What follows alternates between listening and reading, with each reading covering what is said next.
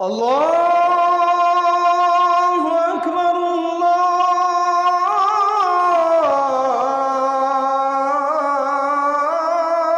আল্লাহু আকবার।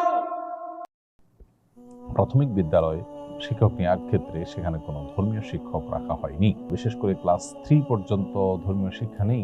4-5 এ যে ধর্মশিক্ষা যতটুকু আছে সেটুকু অন্য শিক্ষকদেরকে দিয়ে চালানো হয়।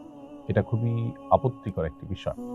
আমাদের বাচ্চাদের জীবনের শুরুতে যদি নৈতিক শিক্ষা, ধর্মীয় শিক্ষা তাদেরকে না দেওয়া হয়, তাহলে এই বাচ্চারা পরবর্তীতে ধর্মীয় মূল্যবোধ এর অভাব তাদের মধ্যে থাকবে এবং সেটা নিয়ে তারা বড় হবে। আজ সমাজে যে অস্থিরতা আমরা দেখতে পাচ্ছি, সমাজে যে গ্যাপটা আমরা দেখতে পাচ্ছি, তরুণদের মধ্যে যে বিপদগামিতার প্রবণতা আমরা দেখতে পাচ্ছি, এটি দূর করবার জন্য আমাদেরকে অবশ্যই ধর্মীয় শিক্ষার ব্যাপারে গুরুত্ব আরোপ করতে হবে। বিধায় সঙ্গীত শিক্ষক, সঙ্গীত শেখানোর শিক্ষক যদি থাকে, তাহলে ধর্মীয় শিক্ষক থাকা কত গুরুত্বপূর্ণ হতে পারে। সঙ্গীত শেখাতে চান এদেশের কয়জন মা বাবা তার সন্তানকে, কিন্তু দিন শেখাতে চান কত মা বাবা। গণদাবি যদি পূরণ না করা হয়, তাহলে সেক্ষেত্রে গণতন্ত্রের নামে এই তামাশা বন্ধ করা উচিত। জনগণ কি চায়, জনগণের পালস কি, সেটা যদি বোঝার পরও সেটাকে যদি ইগনোর করা হয়, তাহলে সেক্ষেত্রে গণতন্ত্রের নামে এটা তামাশা ছাড়া কিছুই না। বিধায় এই তামাশা বন্ধ হওয়া উচিত এবং ধর্মীয় শিক্ষক প্রাথমিক শিক্ষায় নিয়োগ দেওয়া আবশ্যক। শুধু তাই নয়, আমরা অতি সম্প্রতি জানতে পেরেছি যে উচ্চ মাধ্যমিকেও ধর্মীয় শিক্ষা এটাকে ঐচ্ছিক করার সুপারিশ করা হয়েছে বা ঐচ্ছিক করার প্রক্রিয়া চলমান আছে। তো এটা যদি সত্যি পদক্ষেপ নেওয়া হয়, তাহলে সেক্ষেত্রে সেটা হবে আরো বড় দুর্ভাগ্যজনক বিষয়। অন্য আরো গুরুত্বপূর্ণ যে শাখাগুলো আছে, বিষয়গুলো আছে, সেগুলোর পাশাপাশি ধর্মীয় শিক্ষাটাও বাধ্যতামূলক রাখাটা অপরিহার্য।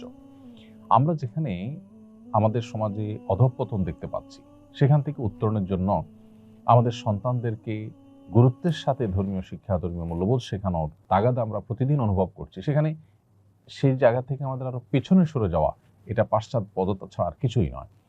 এদেশের সাধারণ সর্বস্তরের মানুষ কি চায়, তাদের সন্তানকে ধর্মীয় শিক্ষা দিতে চায় কিনা।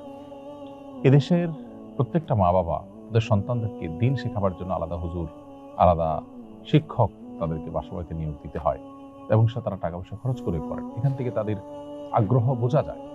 সঙ্গীত শেখাবার জন্য কত পার্সেন্ট বাবা মার আগ্রহ আছে এবং কত পার্সেন্ট বাবা মা টাকা পয়সা দিয়ে সন্তানকে সঙ্গীত শেখান, তার পার্সেন্টেজটা কত। এর বিপরীতে কোরআন এবং ধর্মীয় শিক্ষা এটা দেওয়ার জন্য বাবা মার সিরিয়াসনেস কত বেশি, রেশিওটা।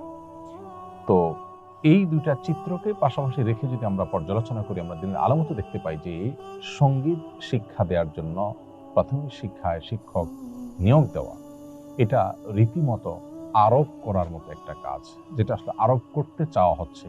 বিভিন্ন এনজিওগুলো তাদের এজেন্ডাগুলো আমাদের বিভিন্ন মন্ত্রণালয়ের মাধ্যমে, বিভিন্ন সরকারি প্রতিষ্ঠানগুলোর মাধ্যমে তারা এই দেশে তারা ইমপ্লিমেন্ট করে এবং তারা পৃথিবীর বিভিন্ন চিন্তা চেতনা, বিভিন্ন রকমের কৃষ্টি কালচার, এগুলোকে তাদের এজেন্ডা হিসাবে এদেশে আরোপ করে। এটি তেমনই একটি এজেন্ডা। অতএব আজকের এই ইন্টারিম গভর্নমেন্ট যদি জনগণের আশা আকাঙ্ক্ষার প্রতিফলন না ঘটাতে পারে, তাহলে জনগণের আশা আকাঙ্ক্ষার প্রতিফলন আর কখন ঘটবে? এটা হবে সবচেয়ে দুর্ভাগ্যজনক বাস্তবতা। আমি আশা করব যে সংশ্লিষ্টরা এই বিষয়ে সর্বোচ্চ দায়িত্বশীলতার পরিচয় দিবেন। আর না হলে ধর্মকে, ধর্মীয় কৃষ্টি কালচারকে আপনার দমিয়ে রাখার বা এটাকে ইগনোর করার যে একটা প্রবণতা বিগত সরকারের আমলে লম্বা সময় ধরে আমরা দেখেছি, তার পরিণতি কিন্তু তাদের ভোগ করতে হয়েছে। সো বাংলাদেশের মানুষের পালস যদি কেউ না বুঝেন, তাহলে সেটা হবে তার জন্য সবচেয়ে বড় দুর্ভাগ্যজনক বিষয়। আমি আশা করব যে এখানে তারা দায়িত্বশীলতার পরিচয় দিবেন এবং গণমানুষের আকাঙ্ক্ষার প্রতি তারা শ্রদ্ধা জানিয়ে প্রাথমিকে ধর্মীয় শিক্ষক নিয়োগ এবং উচ্চ মাধ্যমিকে ধর্মীয় শিক্ষাকে বাধ্যতামূলক করবেন। আমি একজন পুলিশ সদস্য। বাংলাদেশের বিভিন্ন সামরিক বেসামরিক বাহিনীতে দায়ী রাখতে হলে এখনো অনুমতি নেওয়া বাধ্যতামূলক। সম্প্রতি বিনা অনুমতিতে দায়ী রাখায় কয়েকজন পুলিশ সদস্যকে লঘুদণ্ড দেওয়া হয়েছে। আপনি এই বিষয়ে কিছু বলুন প্লিজ, যাতে দায়ী রাখতে আমাদের এরকম জটিলতায় পড়তে না হয়। এটি আরেকটি দুর্ভাগ্যজনক বাস্তবতা আমাদের সমাজের, যে পুলিশ সদস্য বা বিভিন্ন প্রতিষ্ঠানে দায়ী রাখবার জন্য আলাদা করে অনুমতি নিতে হয়। প্রশ্ন হলো, একটা প্রতিষ্ঠান, বিশেষ করে আইন শৃঙ্খলা রক্ষাকারী বাহিনীর যে ডিপার্টমেন্টগুলো আছে, তাদের নিশ্চয়ই একটা ড্রেস কোড থাকবে, সেই ড্রেস কোড অনুযায়ী তারা চলবেন। কিন্তু দাড়ি প্রথমত এটা আল্লাহ রাব্বুল আলামিন পুরুষকে দেন, পুরুষের মুখে দাড়ি গজায়। মেয়েরা যেরকম চুল রাখেন তার জন্য আলাদা কোনো অনুমতি নিতে হয় না। পুলিশে কোনো নারী চাকরি করলে তার চুল রাখার ক্ষেত্রে কি বিশেষ কোনো অনুমতি নিতে হয়? ঠিক একইভাবে আল্লাহ তাআলা নারীকে যেরকম চুল দিয়ে সাজিয়েছেন, পুরুষের মুখে দাড়ি দিয়ে সাজিয়েছেন, বিধায় এর জন্য তাকে আলাদা অনুমতির হ্যাসেল কেন নিতে হবে? আর যেই পুলিশ সদস্যদের ব্যাপারে এখানে আপনি লিখেছেন, তাদের ব্যাপারটি আমি দেখেছি। তারা অনুমতি চেয়েছেন, অর্থাৎ যে প্রচলিত নিয়ম আছে সেটা তারা শ্রদ্ধা রেখে অনুমতি চেয়েছেন, পাশাপাশি তারা দায় রেখেছেন। সেখানে তাদেরকে শাস্তি দেওয়াটা এটা বাড়াবাড়ি ছাড়া কিছুই না, এবং এটা দাড়ির প্রতি বিদ্বেষ ছাড়া কিছুই না।